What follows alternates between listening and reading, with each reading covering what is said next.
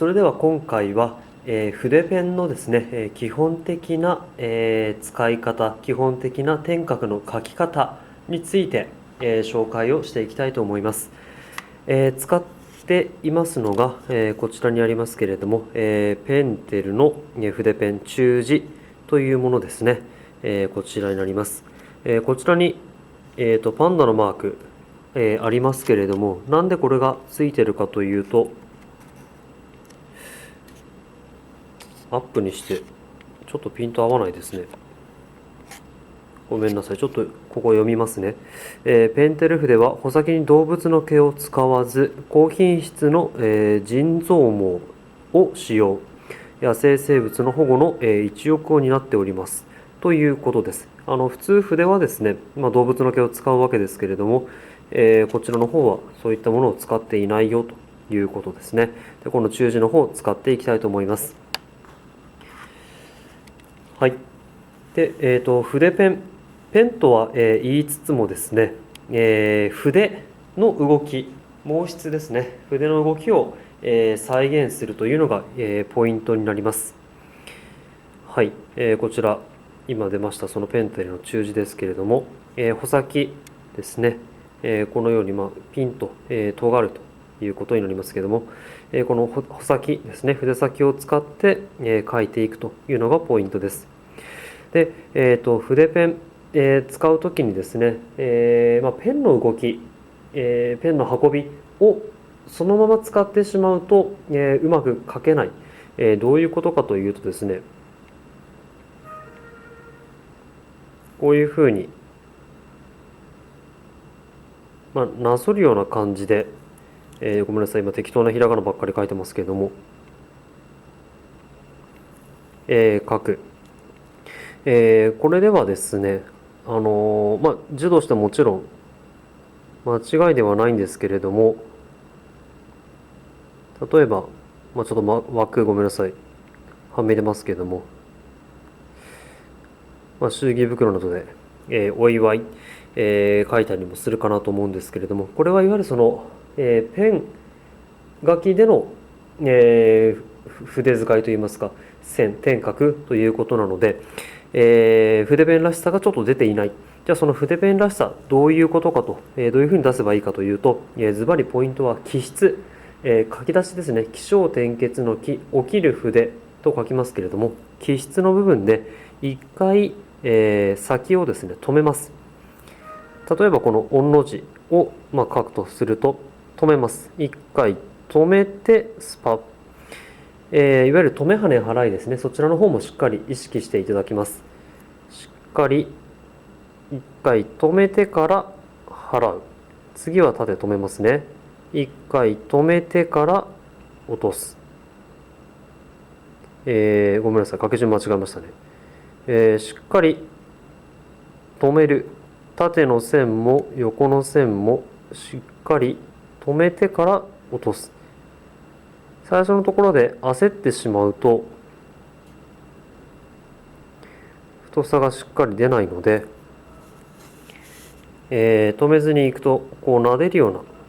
感じ、もしくは下の方でぐっと力を入れるとこう下膨れの線になってしまうと、これは、避けたいので、こうではなくてしっかり止めて持っていく。止める、点を打つ感じですね。左斜め上から点を打つイメージ。点を打ってから払いの時には三角形になるように勢いをつけてスパッ。縦の線、線と線がこうぶつかるところもしっかりまずポンと止めてから最後まで、太さをキープしていくという動きに、なります。右払いに関しましてはですね、これだけちょっと変わってまして、最初ちょっと細く入ります。細く入ってからだんだん太くしてまた細くする。この右払いの動きはですね、ちょっと難しいので、最初うまく書けなくてもあまり気にはしなくて、大丈夫です。なので、横の線止めて横ですね。縦の線止めて縦、それから左払い止めて払う。この3つですね。この書き出し、これはしっかり止める、点を打つ感じですね。左斜め上から入って縦なので、こういう感じで全部同じ位置から入るよという形になります。筆ペン、今漢字などを中心に見てまいりましたが、先ほど書いたこの、ひらがなも同じです。筆ペンでですね、ひらがな書くことは少し少ないかなと思うんですが、例えば女性の方のお名前で、ひらがな、使われる方もいらっしゃるかなと思いますので、このひらがなもですね、元は漢字から来ています。でこの、筆ペンで書くときにひらがな書くときもですね、踏み込んでポン、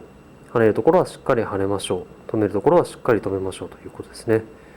でこういったいわゆるその結びの動き、くるっと返すところですね、ここもしっかり太さをキープしてあげると、いいと思います。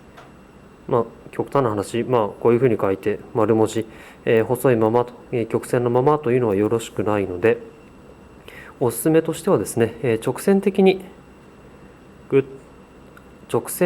最後持っていくと綺麗に書くことができるということですね。で、先ほどはこれこの部分ですね、最後の部分、止めてしまいましたけれども、止めずに、こういったところもしっかり太さを出しつつ止めて、最後のところに関してはしっかり払い切ると、この部分ですね、勢いをつけて払い切る、止め跳ね払い、いに関しても1画目から2画目つなげるようにして、しっかりこの部分ですね、跳ねて2画目につなげるよ、いったようにですね、筆の動き、止め跳ね払い、しっかり意識するようことですね。うも1画目から2画目こうつなげるようにして、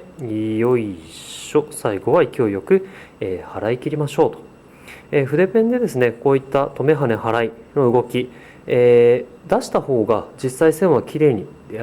見せることができます。でこれは筆ペンだけの動きではなくて、ペン字、ボールペンですとかシャープペンシル、鉛筆で漢字、ひらがな、カタカナ書くときにも使います。太さは変わらないんですけれども、ペンの方でもですね、こういった払いの動き、やこういった跳ねの動きですね、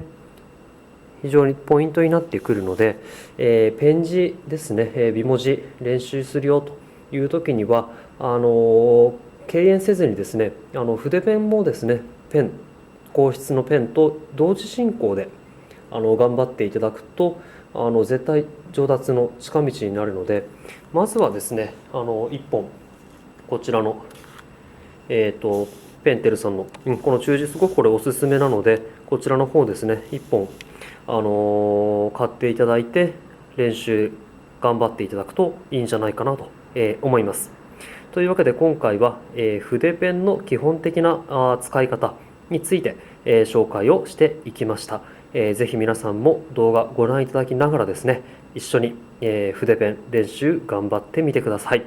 今回はこの辺で失礼します。最後までご覧いただきましてありがとうございました。